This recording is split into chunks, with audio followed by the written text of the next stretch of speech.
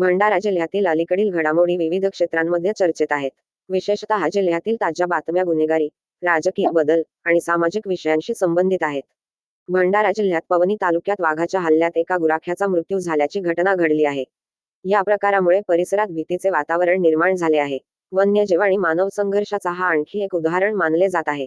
त्याचप्रमाणे भंडारा जिल्ह्यातील शासकीय वैद्यकीय महाविद्यालयाची मान्यता राष्ट्रीय वैद्यकीय आयोगाने नाकारली आहे.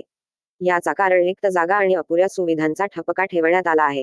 हे महाविद्यालय राज्यातील इतर 7 महाविद्यालयांपैकी एक आहे ज्यांना अशीच मान्यता नाकारण्यात आली आहे. राजकीय घडामोडींच्या पार्श्वभूमीवर माजी खासदार शिशुपाल पटले यांनी भाजप सोडून काँग्रेसमध्ये प्रवेश केला आहे. या बदलामुळे जिल्ह्यात राजकीय चर्चा रंगल्या आहेत. पटले यांच्या काँग्रेस प्रवेशामुळे जिल्ह्यात आगामी निवडणुकींच्या रणनीतीवर परिणाम होणार आहे. तसेच जिल्ह्यात डासांचा प्रादुर्भाव वाढला असून डेंग्यू आणि मलेरियाच्या संभाव्य प्रादुर्भावाबद्दल नागरिकांमध्ये चिंता वाढली आहे. नगर परिषदेकडून योग्य ती उपाययोजना करण्याची मागणी जोर धरत आहे. जिल्ह्यातील अशा विविध घडामोडी नागरिकांमध्ये चर्चा आणि चिंता निर्माण करत आहेत.